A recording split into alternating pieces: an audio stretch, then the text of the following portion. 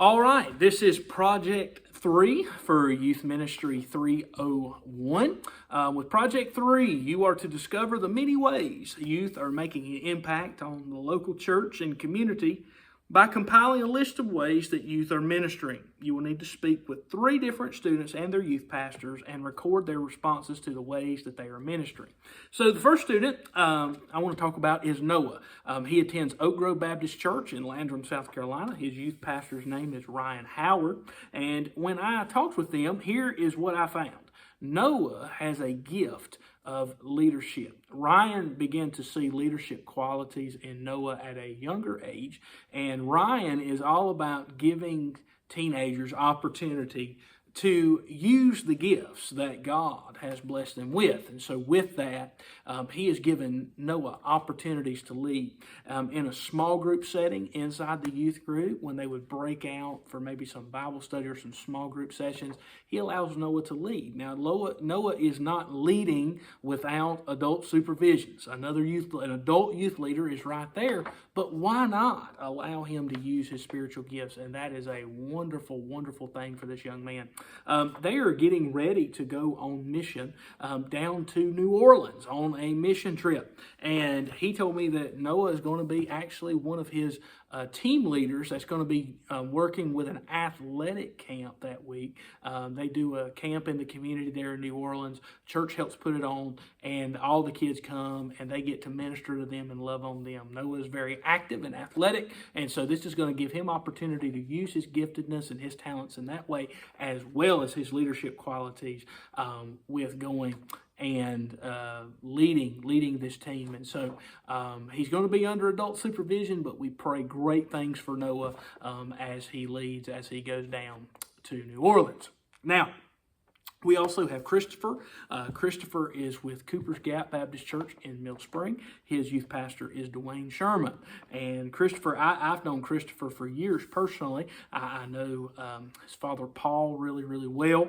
And Christopher's doing a great job over there at Cooper's Gap. He's a leader in their youth class. He serves as an usher, a greeter, a chaplain for the FFA at his local high school, and he's also a volunteer fireman. So Christopher's across the board. He's in the local church, one of the hardest workers. That's what his youth pastor said about him. One of the hardest workers and just servants that you'll ever find. He also serves on the hostess committee. He'll do anything that you ask him to do. Just does a wonderful, wonderful job. And then gets outside the church. He serves there with the school as chaplain for the FFA team, and also a volunteer fireman. So this young man has great opportunities to continue to serve in every single aspect inside the church, in his school, and also in the community. And he's doing a wonderful job. I don't believe there is a youth pastor that does more mission work and activities with his students than Dwayne Sherman does. Dwayne is constantly doing something with these students. They go on trips, they go on outings, they do so many things. He's always posting about local missions that they do. Hey, they go out of local community and they serve on mission as well. He keeps them very, very busy, and that I believe that Dwayne serves with a servant's heart, and I believe that leading by example has caused his students to serve in the same way.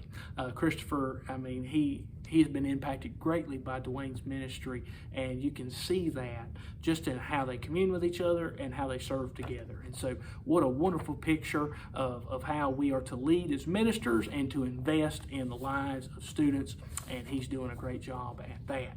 Also, my third one is Maddie Owens. She is one of our students at Big Level Baptist Church. Our youth minister is Brother Randy McGuinn. And Maddie is a little bit different. When Maddie came, she's got an older sister, Hannah. Hannah started going to our 18 to 30-year-old young adult Sunday school class, because Hannah's around the age of 20, 21. Maddie is 18, but I did not know that Maddie was 18, nor did I know she was still in high school, because she started going to that class with her sister, and you would have thought Maddie was like 25 years old. She is so mature for her age, and you would have never known that she was actually in high school at the time. So with that, when we did Vacation Bible School, Maddie didn't sign up to be a part of the youth class. She signed up to serve. And so we put her in rec, and she did a fantastic job. She loves being around athletics, loves being outside, and she is such a servant and does such a fantastic job and such a joy to be around. And so it's interesting for us to have youth in that setting, where it's like, man, they should really be in youth group, but they're also serving, in the young adult class, and they're investing. And she's found her niche. Not all teenagers at 18 can do that. I mean, it's just amazing that she's doing it. And so what a great job. She's going to be serving on a welcome team. I mean, just doing so many things with the church. And so wonderful, wonderful stuff there from Maddie. And Brother Randy does a fantastic job of leading our students. He is starting up his own ministry. It's called Go Easy Ministries. What he's going to be doing is he's going to be receiving young men who come out of jails, come out of the DSS system, who have no place to go.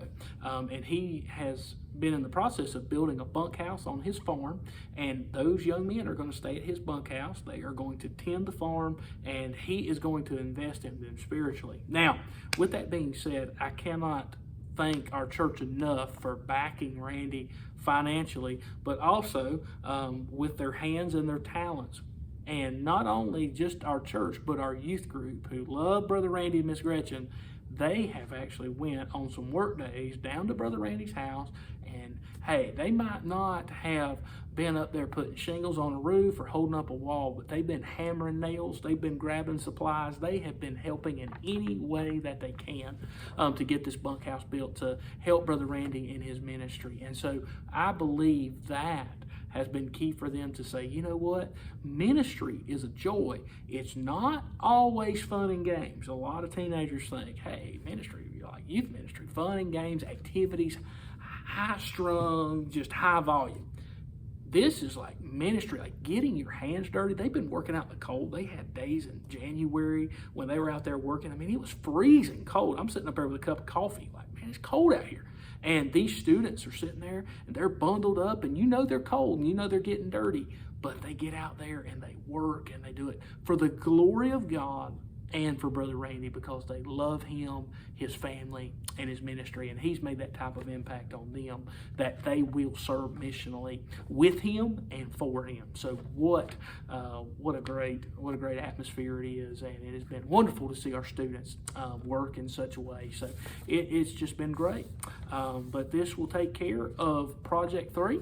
It was a joy to do this and get to see the students and to hear from their youth pastors and how well they're doing. And we pray that they continue to do well as the Lord leads them and opens up opportunities for them to use their gifts. Thank you.